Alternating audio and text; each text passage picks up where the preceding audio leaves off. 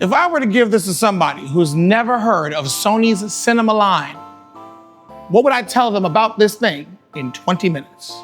That's this video. Newest member of Sony's cinema line, the FX5, priced at just about $4,900. So $4,898, $4,899, I don't know, something like that. It's just for the body only, by the way. This one sits directly between the FX3 Cinema Monster and the FX6 Cinematic Production Monster in terms of both price and capability. So the FX3 at around 34 to 38, the FX6 at around 6+. It's great. It comes with a new recording format. It's not new to Sony, it's new to us who never touched the Venice. It's OCN, or Original Camera Negative. It's X-OCN, and I forgot what the X stands for. It's like extra sensor format or something, I don't remember. This thing does open gate. If you didn't know what open gate was, let me tell you real quick. Open gate captures all of what the sensor sees. It's more information, and it allows you to get, in post, a shot, just one shot. Here's my one shot. And then I can reframe it and not lose any quality whatsoever. This thing's got a 16.6 megapixel sensor, fully stacked sensor, which means good quality, great, whatever. It's a great quality sensor. It looks really, really good, both on here and in the in post. But also, it's fast readouts. And because of this new sensor, this new image processor, because of the new things that are happening because of the stacked sensor, you have 5K 60, 4K 120, 1080 240. Those are GoPro numbers. Disgusting. It has a separate AI processing unit, which means effectively the processing that's being done on the image itself is not the same processor that's now tracking faces, tracking vehicles, tracking butterflies. It's really stupid. Really, really stupid. One of my favorite things about this though is I've always talked about the FX3 as the entry point to cinema.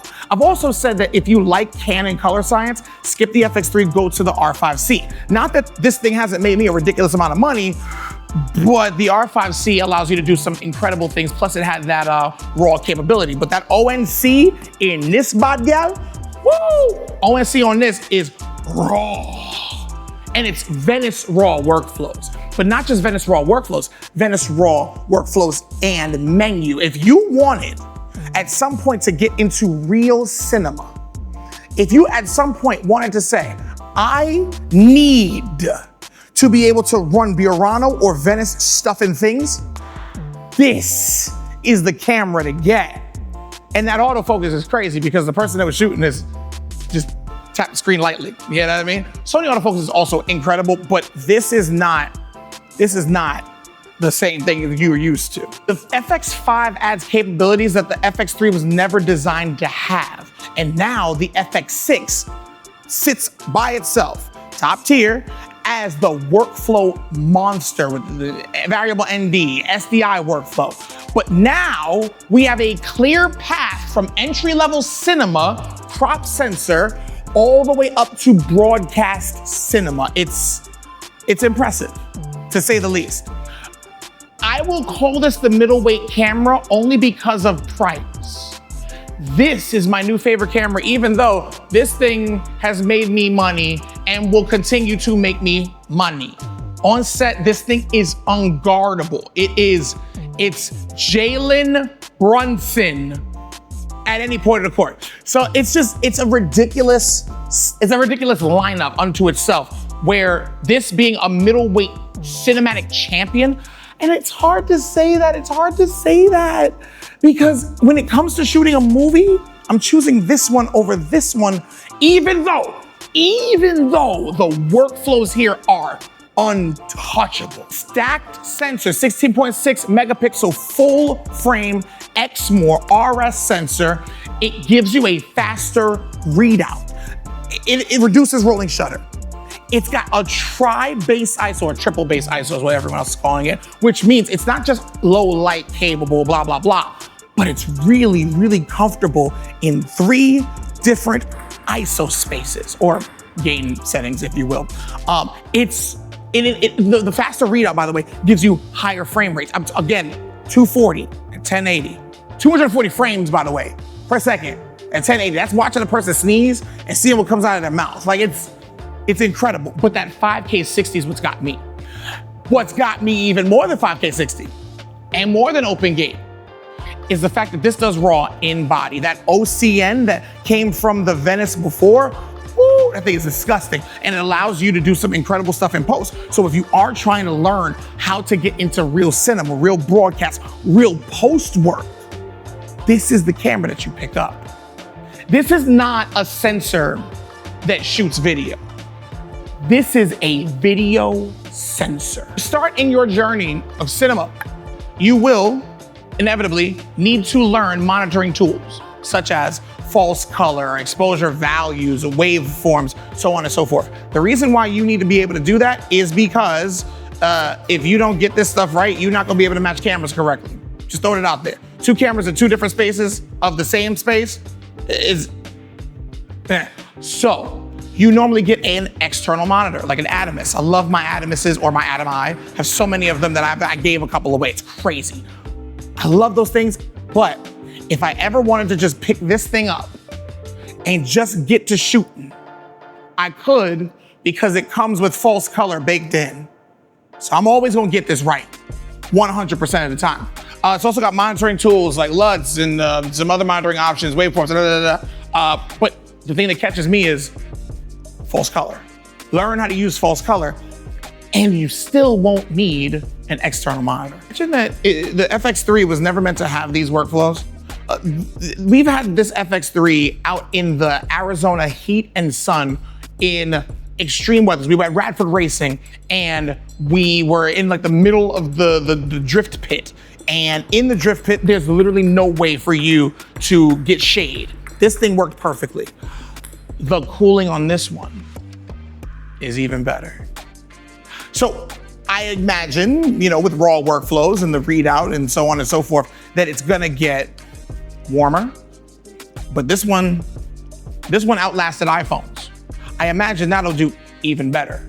Again, you've got the Venice-style menu system that'll teach you how to do Venice stuff. You got that big 6, quick access to getting to the things you need.